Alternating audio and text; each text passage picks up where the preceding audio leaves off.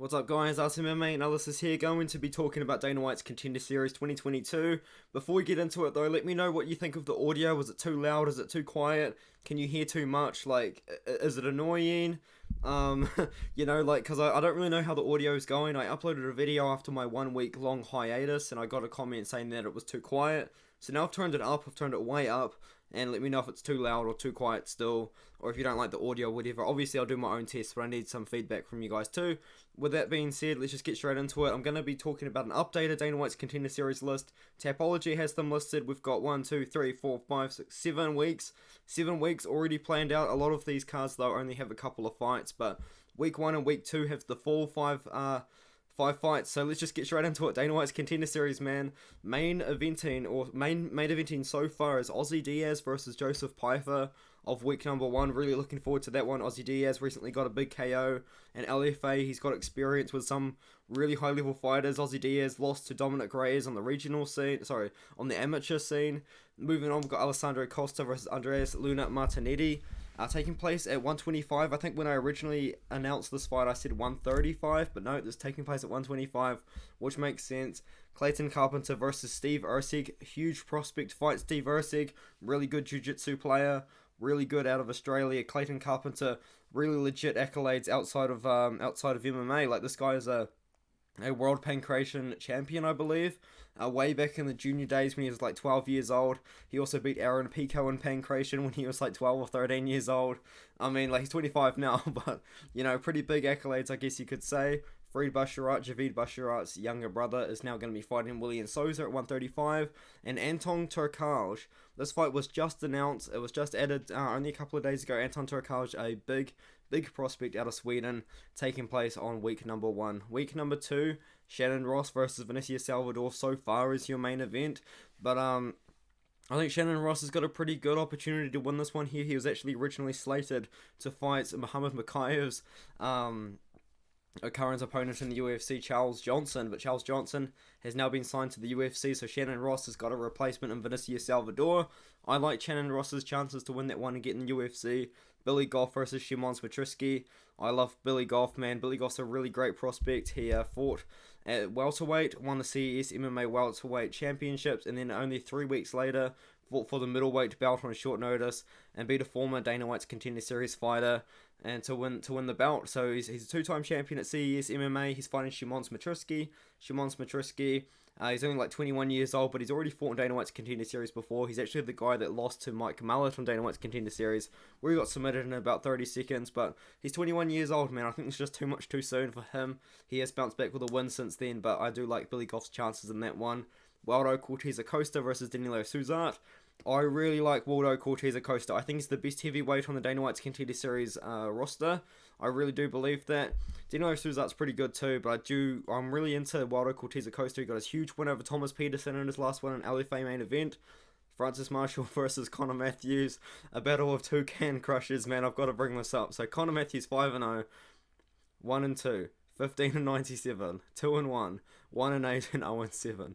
Francis Marshall 7-6, 24-30, 3-2, 0-0, 4-0. That's a pretty good debut win, but apart from that, like, these guys' competition, man, is so bad. And Charlie Campbell are going to be fighting Chris Duncan after Chris Duncan lost to Vyacheslav Borshev on Dana White's Contender Series, come out with a win. Now he's fighting Charlie Campbell, but Charlie Campbell is slated to win that fight, so we'll see how it goes, hey? Moving up, we've got Sandra Lovato versus Karolina Woodchick. I like Karolina Woodchick to win that fight. This is apparently the main event of the card so far. We've also got Caio Machado versus Paulo Renato Jr. at heavyweight. I don't know who wins that fight, but in my opinion, this should be the main event. Mateus Rebecki versus Rodrigo Lidio. This is a huge fight for Mateus Rebecki. Mateus Rebecki hasn't been signed to the UFC. I don't really know why, but they're going to give him a win. Hopefully for him, a win in Dana White's Contender Series. Lidio fought in LFA a couple of times. He was meant to fight in the main event of LFA, actually, but pulled out because Dana White's Contender Series signed him to fight Rebecki, which is absolutely insane. But if you look at Rebecki, the guy has fought high-level competition outside of the UFC, man. He's got a win over Magomedov, which, to be fair, Magomedov hasn't won too many fights since then, but, I mean, still a pretty good win on your record. And, yeah, I like Rebecki to win this fight. Great prospect, top level prospect outside of the UFC, in my opinion. And now moving up, we've got Claudia Ribeiro versus Ivan Valenzuela. I don't really know anything about that. Haven't done any research. I think that was just added very recently too. Hayley Cowan versus Claudia Leite. I really do like Claudia Leite's chances to beat Hayley Cowan in that one. Hayley Cowan recently lost to a girl with a losing record, so can't really trust that. And then Nazim Sadikov versus A Hassanzada. I believe A Hassanzada, I originally thought was potentially going to be fighting on Road to UFC. But no, I was wrong. He signed to the Contender Series, so good for him. He's got a few pretty decent wins on his record over undefeated guys. So good for him. We'll move on to Denise Gomez versus Rayanne Amanda. Denise Gomez 5-1, but she's fought pretty good level competition. She's never fought a girl with a losing record. Can't say the same about Rayanne Amanda. 11-5 ain't the most impressive record in the world, to be fair. But yeah, man, she's padded that a little bit, man. She's on like a 4-fight win streak, and all of the girls that she's fought, I believe, have debuted or have losing records. So it's just not the greatest looking record. Erison Fahea, though, bouncing back. He beat Lun Ki by decision in his last one, and last year's Dana White's Contender Series, and now he's getting an opportunity to come back about 8 months later and fight in Dana White's Contender Series again. I'm surprised that he's actually the underdog to win that one. I'm gonna have to do my research on that one, but I kind of like his chances, to be fair. He's fighting a very young guy in Aguilera, though. And then moving on to week number 6, Victoria Dudakova versus Maria Silva. Another fight between a girl that's fought on Dana White's Contender Series before. Maria Silva took on Catherine Paprocki, who was actually on the Ultimate Fighter season 30 for some reason with like a 3-2 record. Don't get me started on the Ultimate Fighter season 30, man. It's so disappointing. But she fought Catherine Paprocki on short notice, won that one, bounced back, fought Awilina Wozniak, who's a really good prospect on the regional scene, won that, and now she's going to be fighting a girl with a pretty good amateur record. I think she went off 5-0 as an amateur, now she's 5-0 as a pro, Victoria Dudakova. And it's going to be a good fight. A lot of people picking Dudakova to win, but I like Silva's chances to win as well. It's going to be very interesting to see the tape on Dudakova. I don't know much about her, but I do know quite a bit about Maria Silva. I think she's got a good chance to cause an upset in that one there. Matej Pinaz versus Cyrix Dumas. Matej Pinaz has like a 23-3 kickboxing record. He's fought in Glory Kickboxing before. He's a training partner of Yuri Prakashka. Cyrix Dumas also has a really good kickboxing record. I believe he's the favourite. No, he's not. Pinaz is so far the favourite to win. I like Pinaz to win this fight here.